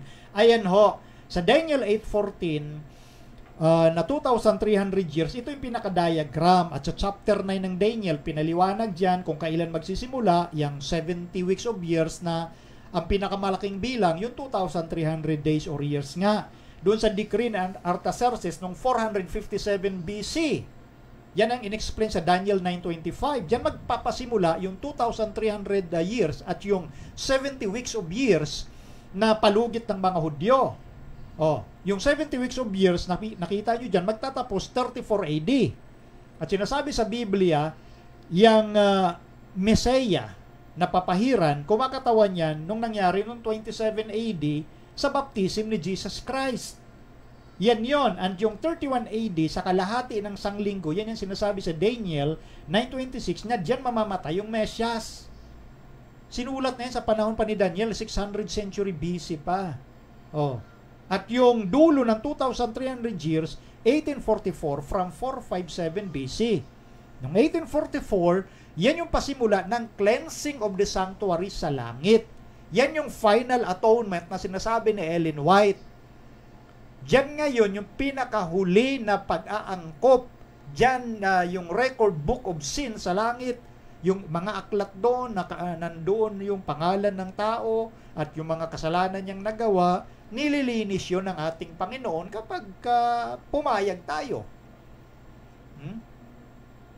Sa buhay yung gusto ng ating Panginoon. Yun yung appropriation na ginagawa ng banal na espiritu. Kaya since 1844, yan ang pinakahuli dahil after dyan, sa cleansing of the sanctuary, yan na yung second coming of Jesus Christ. Tayo ngayon, year 2020 na. Ilang daang taon na ang lumipas mo dyan eh. So hindi sinasabi ni Ellen White na hindi kumpleto doon sa cross, kumpleto nga ang sabi niya eh. Yung pinag-uusapan dyan, yung pag-aangkop at pinaka-final na pag-aangkop ng atonement na ginawa ni Jesus Christ. Next slide, Micah. Ayan, ito yung larawan na kung saan, yan. Ito yung katapusan ng 69 weeks of years noong 27 AD na nabautismohan si Kristo, yung Messiah, yung Mashiach, ayon sa Daniel 9:25. At yung next, Micah, yan ngayon nakita natin sa diagram noong 31 AD, sa kalahatian ng sanglinggo, yan yung kamatayan, mahihiwalay ang prinsipe. Yung word na mahihiwalay, cut off sa Hebrew, nangangahulugang kamatayan sa kalahatian ng sanglinggo. So yun, nasa Bible lahat yon. Ngayon, ito yung binabanggit ko, pakilagay Micah, sa Matthew chapter 22. Wala na dyan. Okay, di bale. Sa Matthew chapter 22, eto verse 10. Paulit-ulit ang parable sa Bible Ito, babasahin natin. Verse 10. At nagsilabas ang mga aliping yaon sa mga lansangan at kanilang tinipon ang lahat nilang nangasumpungan. Masasama at mabubuti at napuno ng mga panauhin ang kasalan. Parable ito ng kasalan. 11, datapwat pagpasok ng hari upang tingnan ang mga panauhin, ay dooy nakita niya ang isang tao na hindi nararamtan ng damit kasalan. Verse 12, at sinabi niya sa kanya, kaibigan, ano't pumasok ka rito na walang damit kasalan? At siya'y naumid. Verse 13, nang magkagayoy sinabi ng hari sa mga naglilingkod, gapusin ninyo ang mga paa at mga kamay niya, itapon ninyo siya sa kadiliman sa labas. Diyan na nga ang pagtangis at ang pagngangalit ng mga ngipin. So napansin niyo po yun? Parable ng kasalan. Pinaimbitahan lahat, mababait, mabubuti. Parabola yun, talinghaga yun, na may kinalaman po sa doktrina ng Biblia na merong tinatawag na pagsisiyasat. Di ba yung hari pumasok, ayon sa nabasa nating talata. Tiningnan yung mga panauhin. Sino yun? Masasama't mabubuti. Tiningnan kung sila'y nakadamit kasalan. Nung makita nung hari na yung isa hindi nakadamit kasalan, naumid at tinutusan ng hari kanyang mga alipin na itapon sa labas. Yun ang ika, yung pagngangalit ng mga ngipin. Saan yun? Sa impyerno yun. Ang punto doon sa parable o talinghaga, meron talagang tinatawag na investigation, investigative. Hindi nangangahulugang iimbestigahan ng Diyos wala siyang alam. No. Yun ay para po sa atin, kaya nakasulat nga sa aklat ng Diyos Ang Diyos hindi malilimutin. Yung aklat na yun para sa atin, para wala tayong masabing ano paman na impartial yung kanyang paghatol na ginawa. Makikita natin yun At sasabihin ng lahat ng creation, napakapatas ng Diyos. Matuwid, righteous siya. Sumatol. So, the fact remains na mayroong tinatawag na pagsisiyasat. At yun ang ginagawa nga ni Kristo sa sanktuaryo sa langit. Kaya ngayon yung final atonement, kung yung sa panahon ng kanyang pagdating sa second coming, sino ang makakapasok o hindi? Sino yung may damit kasalan? Sunod na talata, pakilagay Micah. Eto, Apokalipsis 19:7. Marami yan sa Biblia Tayo'y mga gagalak at tayo'y mangagsayang mainam. At siya'y ating luwalhatiin sapagkat dumating ang pagkakasal ng kordero at ang kanyang asawa ay nahahanda na. Verse 8, at sa kanya ipinagkaloob na damtan ng kanyang sarili ng mahalagang lino, makintab at tunay sapagkat ang mahalagang lino ay siyang mga matuwid na gawa ng mga banal. Verse 9, at sinasabi niya sa akin, isulat mo, mapapalad ang mga inanyayahan sa paghapon sa kasalan ng kordero. At sinasabi niya sa akin, ang mga ito'y siyang tunay na mga salita ng Diyos. Pansin nyo? Sa Matthew, sa Revelation, yung pagsasalarawan ng kasalang magaganap. At dapat, nakadamit pang kasal. Dahil pag hindi ka karapat dapat doon. Yan ang ginagawa sa sanktuaryo sa langit. Sino yung karapat dapat doon o hindi? Yung mga tao bang doon mayroong damit na kinakailangan para sa langit? At ano yung damit na yon? Tuloy pa natin ang basa, Micah. Revelation 3:18, I counsel thee to buy of me gold tried in the fire, that thou mayest be rich, and white raiment, puting balabal, damit, that thou mayest be clothed, and that the shame of thy nakedness do not appear, and anoint thine eyes with eye salve, that thou mayest see. So dito binabanggit pa rin yung mapuputing damit para hindi ikay masumpong ang hubad. So napakahalaga sa Biblia yung damit na yun para sa kasalan. Ito naman, chapter 16, verse 15. Behold, I come as a thief. Blessed is he that watcheth and keepeth his garments, lest he walk naked and they see his shame. So, binabalaan po rito yung mga anak ng Diyos na paparito siya na tulad siya magnanakaw, dapat tayo magagpuyat, magbantay, at nag-iingat ng ating mga damit. Dahil pag hindi tayo nag-iingat, baka masumpungan tayong hubad. So sa Matthew chapter 22 na binasa natin kanina, ipinapakita doon na mayroong investigation o pagsisiya sa tanghari kung yung umattend sa kasalan ay nakasuot ng tamang kasuotan. At ang binabanggit nga rito, again, pakilagay may ka, Apokalipsis 3:5, ang magtagumpay ay daramtang gayon ng mga mapuputing damit at hindi ko papawin sa anumang paraan ng kanyang pangalan sa aklat ng buhay at ipahayag ko ang kanyang pangalan sa harapan ng aking Ama at sa harapan ng kanyang mga anghel. So paulit-ulit ito sa pagsasalarawan ng mga writer ng Biblia, lalo na sa aklat ng Apokalipsis. Napakahalaga yung damit kasalan. Dapat nakasuot ka ba talaga ng damit na yun? At yung damit na yun, simbolo ng katuwiran ni Kristo. The righteousness of Jesus Christ. Kung nakikita ba sa'yo ngayon bago dumating si Kristo, yung katuwiran na hinahanap ni Kristo? Dahil walang sino bang makapasok sa langit without that righteousness or robe of righteousness na sinasabi sa Isaiah 64 or sa Isaiah chapter 61 verse 10. Tinakpan niya ako ng balabal ng katuwiran ng damit ng kaligtasan. So sa Old and New Testament, magkakaisa ang turo. At yan nga po ang sinasagisagan ng gawain noon sa earthly sanctuary at ngayon yung gampanin ni Kristo sa heavenly sanctuary. Merong tinatawag na masiyasat na paghukom before Jesus comes in the second time. Merong investigative judgment or pre-advent judgment. Sa mga iba na allergy sa salitang investigative, pre-advent judgment ang tawag doon. Bago dumating si Kristo, meron ng ginagawang pagsisiyasat na paghukom sa langit. Kaya nga sabi sa Revelation chapter 14, verse 7, dumating na ang panahon ng kanyang paghatol. At yung paghatol na yun sinasagisagan sa Daniel 8:14 na paglilinis sa sanktuaryo sa katapusan ng 2,300 days or years. At ang katapusan niya ng 2,300 days, ayon sa mga ginamit na clue ng Bible, ay noong 1844 pa nagtapos yun. So, noong 1844, meron ng ginagawang masiyasat na paghuhukom. Bakit? Sa pagdating ni Kristo, ilalapat na lang niya yung kanyang reward, yung kanyang gantimpala, at yung kanyang parusa sa hindi nagsitalima sa Ebanghelyo ni Kristo at hindi nasumpungang merong damit ng katuwiran ni Kristo. Hindi po yung katuwiran natin na magdadala sa langit. Hindi yung ating mga kabutihan, kundi yung katuwiran ni Kristo. Yung kabutihan natin, supposedly, bunga yan ng katuwiran ni Kristo na nasa atin. Not the other way around. No? Yung katuwiran ni Kristo lamang ang siya nating passport to heaven. Kaya nga sinisiyasat ng hari, kung yung mga ito ba'y nakadamit kasalan. Sumasagisab yung mga talinghagang yon sa ginagawa sa sanktuaryo sa langit. The final atonement since 1844. Yung pag-aangkop. Kaya nga inaangkop sa iyo. Sino ba yung napalambot yung puso mula sa pagiging pusong bato patungo sa pusong laman? Ang gumagawa niyan is none other than the third person of the Godhead, which is the Holy Spirit.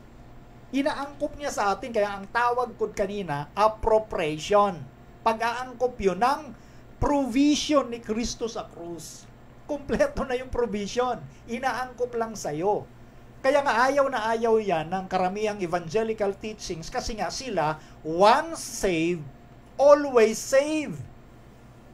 Kaya nga sabi ko kanina, doktrina ni Satanas yun ho eh. Na yung isipan na once na tinanggap mo si Kristo ngayong araw, kahit anong gawin mo bukas hanggang sa dumating si Kristo, ligtas ka pa rin.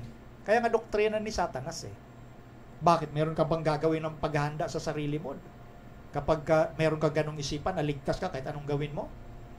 Kaya nga maling-mali po yun. Kaya nga sa mga totoong lingkod ng Diyos, ang panawagan ng Diyos, huwag kayong magkasala. Ngunit kung kayo magkasala, meron tayong tagapamagitan sa Ama. Ang matuwid na si Jesucristo. The advocator, or sa original na Gregong salita, Parakletos. 1 John 2:1.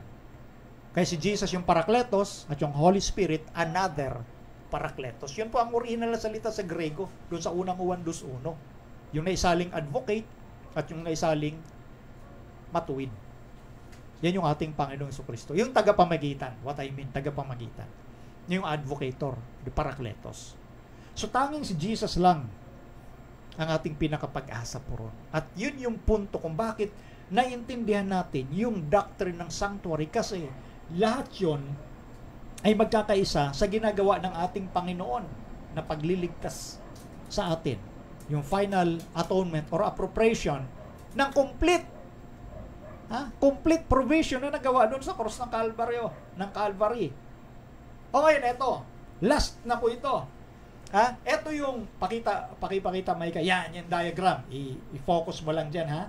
Ito, ha? Pansinin nyo po ito. Ito yung earthly sanctuary na pinag-uusapan. Siguro, punta muna tayo sa next slide, Micah. Next slide. Di ba? Yan. Diyan muna tayo. Ito yung earthly sanctuary. Bagamat, madalas ko po itong matalakay dito dahil sa mga tanong, no? Ito yung 3 compartments ng Israelite sanctuary. Napansin nyo dyan yung number 1, dyan ginagawa yung pagsusunog sa handog, no? At itong blue na circle, yan yung laver, yung tubig. Bago ang pari pumunta sa number 2 at itong sa number 3 nga, itong sa number 2, holy place, number 3, most holy place. Once a year lang yan sa number 3 pinupuntahan ng pari. Bago, after number 1, dadali ng pari yung dugo sa loob, pero para iwisik sa kortina. Pero dadaan muna sila sa laver, hugasan ng kamay at paa. Dahil ayon doon sa Leviticus, pag hindi maghugas ang pari ng kamay at paa, mamamatay sila pagpasok sa loob ng inner sanctuary. Okay? So, yan yung earthly sanctuary. Ito yung pattern sa heavenly sanctuary na ipinakita nga kay Moses. Ngayon, itong sanctuary doctrine ng mga Seventh-day Adventist, batay po ito sa sinasabi ng Biblia doon sa pattern na ipinakita ng Diyos kay Moses, kaya pinagawa yung earthly sanctuary. Ito ngayon yung kinakaangkupan ng mga larawang nabanggit natin from number 1, number 2, number 3. Pakibalik doon, Michael, kanina. Ito na. Kaya itong prophecy and the gospel are one. Ito, napansin nyo po, yung kanina, number 1, 2, and 3. Ito yung sanctuary, merong isang pintuan lang yan. Yan yung tawag dyan sa bahaging kanan, yung straight. Yan. Yan yung gate, yung pintuan. Isa lang ang pintuan ng sanctuary. At yan din ang sinasabi sa John chapter 10, sabi ni Kristo, I am the door. Ako ang pintuan. Therefore, ang pintuan patungo sa kaligtasan, isa lang, si Kristo lang. Maging yung pinto ng sanctuary, ang sinasagisagan si Kristo. Ngayon, nakita natin kanina sa number 1, ito yung altar of sacrifice. Ito yung nangyaring kamatayan ni Kristo sa Kalbaryo. Yun ang sinisimbolohan ng altar of sacrifice. Doon yung sinusunog yung mga hayop. Calvary yan. Yan yung number 1. At yan yung tinatawag sa theological term na justification. Pag-aaring ganap. Dahil sa provision o supply ng Diyos para sa kaligtasan na yan, once na tinanggap mo yan, gaano ka mang kasama, you are justified. Ibig sabihin, pinawalang sala dahil kay Kristo. Matapos mong tanggapin si Kristo dahil sa kanyang complete atonement sa cross, dadaan ka ngayon sa laver. Yan ang kumakatawan sa baptism, pag-uhugas at para magsimula ang tinatawag na regeneration, pagbabagong buhay. Nakita nyo kagandahan ng sanctuary doctrine? Yan yun, tingnan nyo, mula sa labas, papasok kay Kristo, isang gate, tatanggapin si Kristo sa pamamagitan ng kanyang complete atonement, and then magpapabautismo ka para simbolo na tinanggap mo nga ang Diyos publicly and sa iyong personal na pamumuhay. And then papasok ka ngayon sa number 2 kanina na nandyan sa loob ng holy place yung table of shewbread na kumakatawan kay Kristo at siyempre sa salita ng Diyos. Tandaan ninyo, sa John chapter 6, sinasabi ni Kristo, ako ang tinapay na bumababang galing sa langit. At yung tinapay na yan, walang libadura, meaning walang kasalanan. Dahil ang libadura, ayon kay Pablo, sumisimbolo sa kasalanan. spiritually speaking. Nandyan sa number 2 pa rin yung 7 kandelerong ginto na kumakatawan saan? Sa liwanag. Si Kristo ang tunay na ilaw. John 8:12. At kapag tinanggap natin si Kristo, yan naman ang sinasabi sa Beatitude sa Matthew chapter 5 verse 16, kayo ang ilaw ng sanglibutan. Bakit? Nagre-reflect ang ating ilaw supposedly kay Jesus Christ. Kaya tayo ang magsisilbing witness. Tayo yung iglesyang witness bilang liwanag ng sanglibutan na kumukuha ng ilaw kay Kristo. Ha?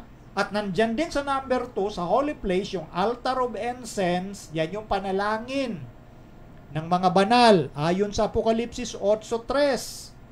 At binubudburan ng kamangyan, incense, na kumakatawan sa merito ni Jesus Christ, dahil without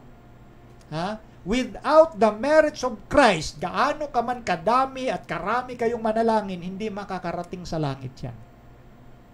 Tanging yung bango ni Kristo ang sinasamyo lamang ng Diyos. Nakasulat yan sa Efeso 5:2. Lahat ng binanggit kong talata, pwede ninyong ilista. Na sinasabi doon, yung masarap na samyo ng amoy na tinatanggap ng Diyos ay si Jesus Christ. So kaya yan ang simbolo noon sa earthly sanctuary na nilalagyan ng insenso. Yung ginagawa dyan sa altar of incense. Prayer, intercession yan, at binubudburan ng merito ni Kristo. At pagpasok mo sa, yan yung sanctification. Ibig sabihin ng sanctification, after you are justified, pagpapabanal, magpapakabanal ka na. Yan yung binabanggit ko kaninang appropriation, inaangkop sa iyo yung kabanalang ibinabahagi ni Kristo. Kasi sa justification, ibinibilang ni Kristo sa iyo yung katuwiran. Dahil yung katuwiran yun, wala sa iyo, sa Kanya galing yon. Ibinibilang. Tawag sa technical term, imputed righteousness. And then after you are being justified, may impute yung katuwiran ni Kristo. Dito naman ngayon, ibabahagi, imparted righteousness naman. Diyan sa proseso ng sanctification. Nakita nyo, appropriation, and then papasok ka sa pinakahuli, eto na, sa most holy place, eto yung tinatawag na nandyan yung Ark of the Covenant, ang laman 10 utos, kumakatawan yan sa paghatol, sa final atonement, preparation for Christ's return, at yan nga ang naganap sa heavenly sanctuary noong 1844. At ang pagdating ng Panginoong Hesukristo, yan na yung glorification, pagkamaluwalhati. Diyan na natin makikita ang Diyos ng harapan ayon sa Apokalipsis 22, talatang 4, face-to-face relationship. So anong nakita natin dyan?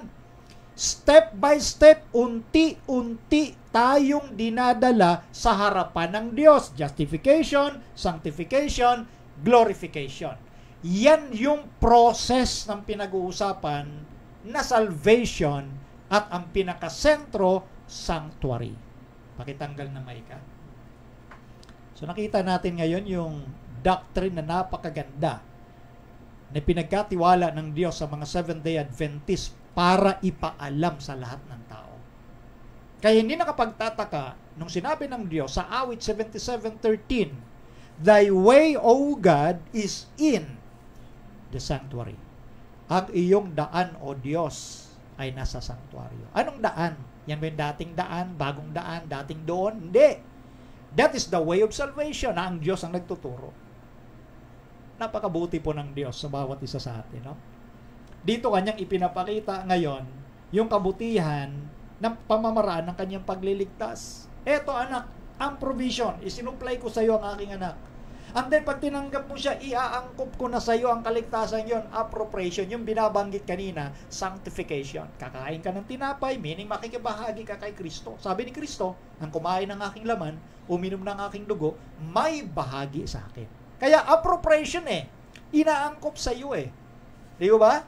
Ganon natin pinapagaan yung usapin ng justification, sanctification, glorification, nasa sanctuaryo ng Diyos yan. At yan yung process, pattern, na pinakita ng Diyos kay Moses.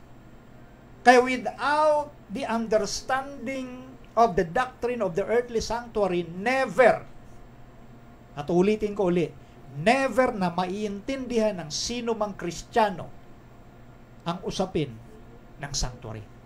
Ang sinasabi ni Ellen White doon sa kanilang malisyosong quotation, never nilang maintindihan yon. Maliban na magpasakop sila sa ating Panginoon at payagan nila tayo na tulungan natin sila na maturuan para magkaroon ng unawa. Yan po yung 5 issue na atin pong sinagot. Kaya, ito pala'y nangyayari yung mga bagay na ito dahil sa pagiging ignorante nga. Ibig sabihin nun, walang alam. Di natin minumura, walang mura dun. Pag sinabi ignorante, kawalang malay. Hindi nila alam. So, ibig bang sabihin, dahil hindi lang natin alam, sasabihin na agad natin, mali sila? O mali yung turo na yan? Kaya nga kanina, binanggit ko na rin ang direktahan, malisyoso lahat. Minamali nila sa Ellen White. Sana man lang, nagtanong po kayo, nag-aral po kayo. Hindi yung nagbigay agad kayo ng conclusion na lumalabas tuloy yung pagiging walang alam po ninyo. Ignorante. Pasensya na ho. So yun po yun ang atin pong naging paksa ngayong araw na ito, yung ika-6 nating episode, no? At uulitin ko, mahal kayo ng Diyos. Gusto ng Diyos na magkaunawa ang sino man sa atin ng mga kaibigan, na magkaroon kayo ng bukas na puso, na siya sa ating muli ang inyo pong pag-aaral, dahil kung totoong nag-aaral po kayo, nandito po kami, ang mga Seventh-day Adventist sa bawat locality na handang magturo po sa ating mga kaibigang ito para lubos po ang inyong magiging unawa sa issue na pinag-uusapan dito natin pong sinagot sa hapon pong ito. Kaya yung mga argumento, number 1, si Adan ba kasama ni Eva sa panahon na siya tinutukso? Hindi kasama.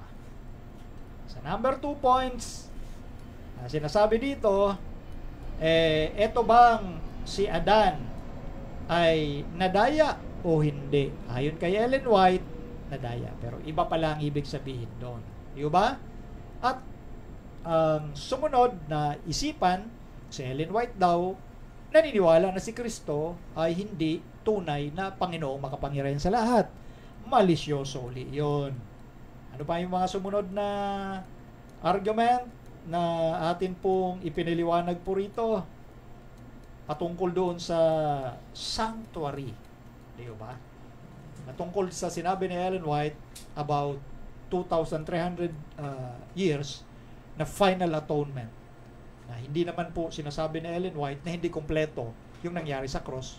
In fact, binasa natin, sabi ni Ellen White, kompleto yung naganap na atonement ni Jesus doon sa cross. So yun po, mga kaibigan at mga kapatid, no, yung ating ginawa. At sa darating pong muli na second Sabbath of next month, ay muli nating tatalakayin yung ilan pang mga issue na may kinalaman po sa usapin ng Spirit of Prophecy sa writings ni Ellen White in connection with the teachings of the Bible.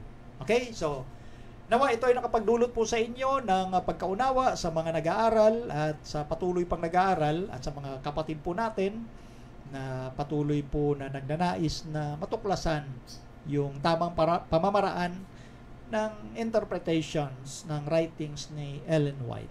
Tayo po ngayon ay magtatapos sa pamamagitan po ng isang panalangin.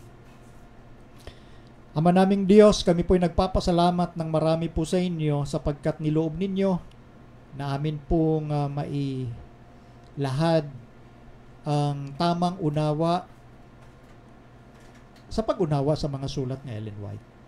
Tulungan ang bawat isa sa mga kaibigan at sa mga kapatid na naging inspirasyon nawa sa kanila ang kanilang pagkatuklas at sila din ay magsilbing daluyan ng pagpapala ng katotohanan ito sa lahat upang manatili na stable intellectually and spiritually ang kanilang pag-iisip pagdating sa mga bagay na ito, na hindi na sila magalaw pa ng anumang hangin ng doktrina ng kaaway.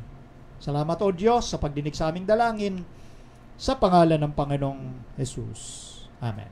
Okay, so bukas po ng 3:00 linggo, magbabalik po ang ating programa at doon po sasagutin ko yung mga tanong na pumasok po sa atin. Ano ho?